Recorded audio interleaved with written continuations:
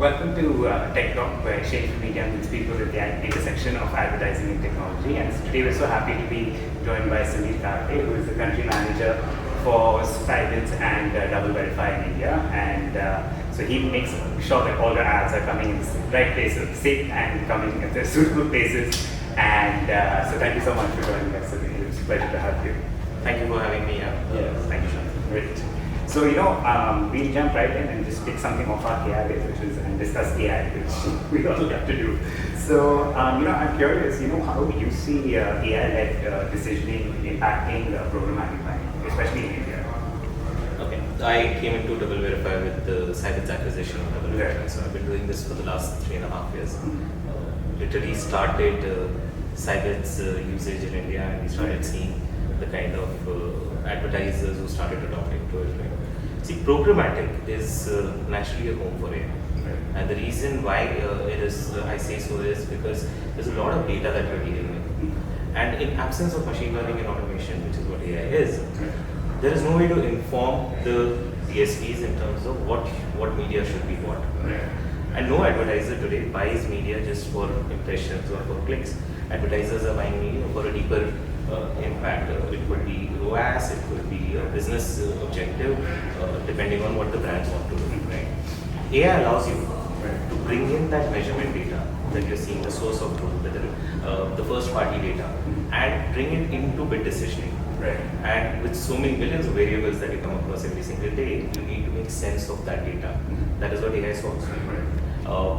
Scibids particularly has seen tremendous adoption in India. In fact, a lot of global brands first started in India and use Scibids to inform the bid decisioning in programmatic space. So AI is transforming the way bid decisionings are happening, and is able to allow you to buy for your business objective rather than just campaign metrics like CPMs or CTRs. Right.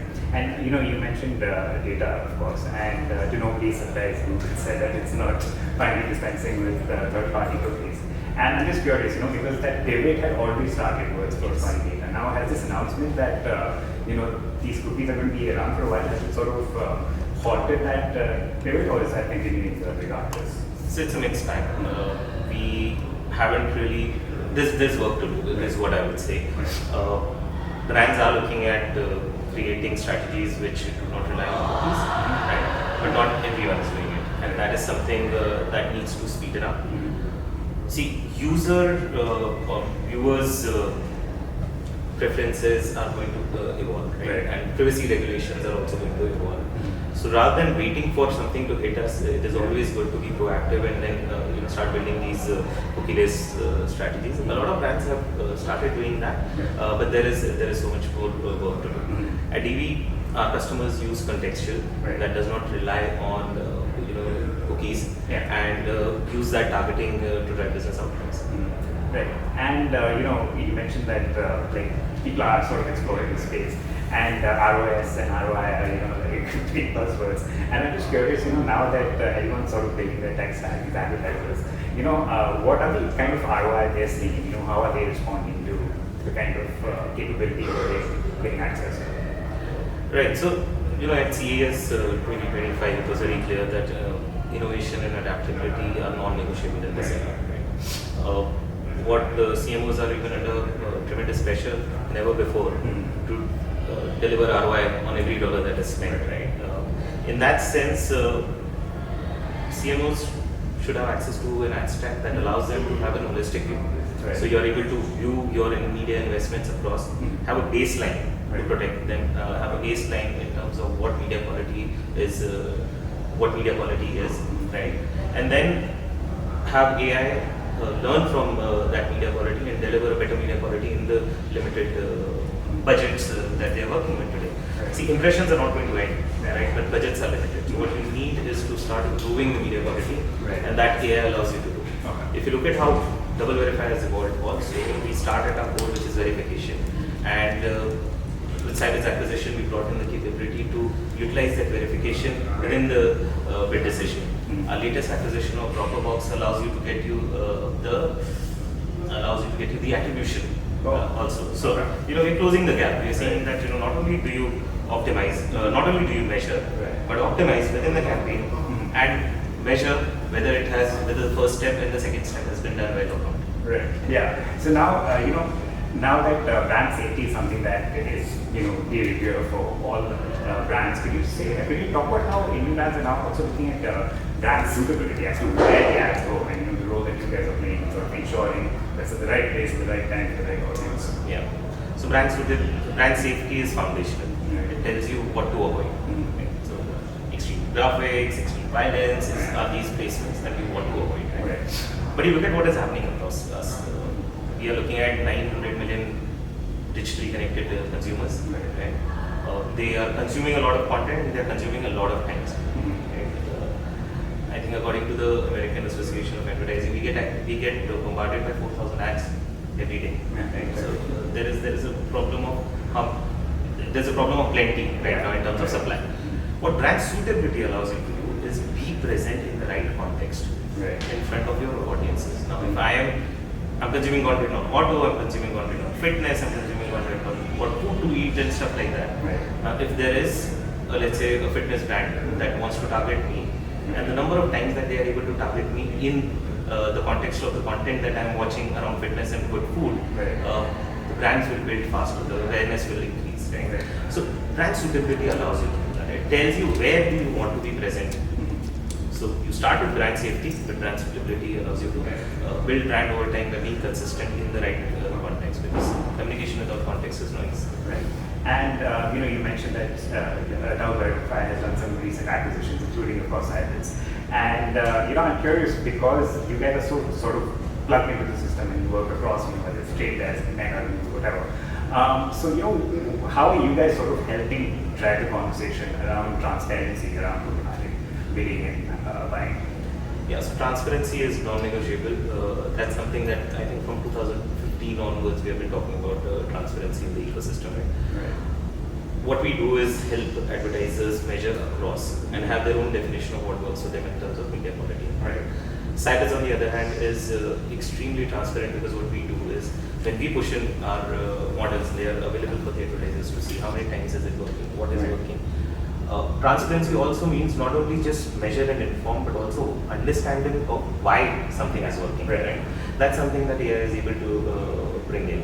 And now with attribution, because with attribution you are able to see very, very transparently. First is measure everything transparently, make it available across platforms, wherever your media investments are, and at every touch point, not just pre-bid or post-bid, but both. Then use the AI, and then let the attribution tell you that what you were doing in measurement and your definition of media quality, and using the AI to customize or optimize, that is delivering the right result. And that attribution model tells you. So transparency is critical, transparency is non-negotiable, and all our products, all our solutions work in an absolute transparent manner. So brands decide what works for them. They can have their own definition of media quality, and we are able to deliver that in the most transparent manner. And you mentioned measurements and stuff, but the thing is, it's no longer just about viewability, right? So do you think attention is a metric that, especially in India, which is a very crowded advertising ecosystem, is attention a metric that ad marketers should start paying more attention to, and how critical is it? Absolutely, it's super critical because let's look at viewability. Viewability again is foundational, right? It tells you whether the ad had a chance to be viewed or not. So many times it happens we are putting some content and it's just playing in the background. I listen to music on platforms and it's just playing in the background. Attention goes ahead. Attention takes viewability as foundational and starts building on it. So it's essentially engagement and exposure brought in together. Viewability lets you see the exposure. But is somebody toggling with the voice? Is somebody playing? Is there a playback? Is there not a playback? Has a cursor moved? What are people doing? Are they paying attention to the impression? Now that is something attention lets you bring in. Advertisers are using attention in India. I would still say there is the scope. A lot can be done here. What we have seen is when advertisers start optimizing towards attention, all of the objectives, campaign objectives, media objectives, or the business objectives improve. We have seen when advertisers start optimizing towards attention, they see a 103% improvement year on year. In terms of upper funnel KPIs, we're seeing about 50% improvement year on year. So attention is working, and it is essentially why you advertise. You want the advertisers, you want the consumers to pay attention towards it, and now you have the opportunity to start optimizing towards it directly and not with your proxies. And like a lot of people tell me that the thing with India is it's many markets within a sales market, right? And including with customers, some of them are very, like they know what they want, they're very advanced. And others, they're just starting their, like digital advertising journey, so to speak. So I'm just curious, like how do you guys engage with, because of course people who know, they know DoubleVerify stuff, but how do you engage with the people who are just coming in? And how do you, sort of explain the capabilities that you offer? I think market relationships play a very important role for us, particularly agencies. They are the ones who advise these new companies, the people who are coming into the market, right? We engage with them very closely in terms of knowledge sharing. We help them understand what are we doing and how it should, and why it should matter to them. Right. And essentially, they are the ones who go in and then advocate that there are these solutions available in digital because they're closest to the brands, right? We will go in obviously, and we will help brands understand, what exactly is the value that we bring in. But they work with the brands day on day, so they are a very important part of our ecosystem. They help brands stay informed in terms of what's happening, what are the new things, and what are the new challenges. And speaking of brands which are sort of in the know, like we were just discussing for the recording about how brands are building their in-house capabilities when it comes to programmatic bidding and buying. And if you could just sort of lay that out for other people, I think that's like something which is quite interesting development in the market.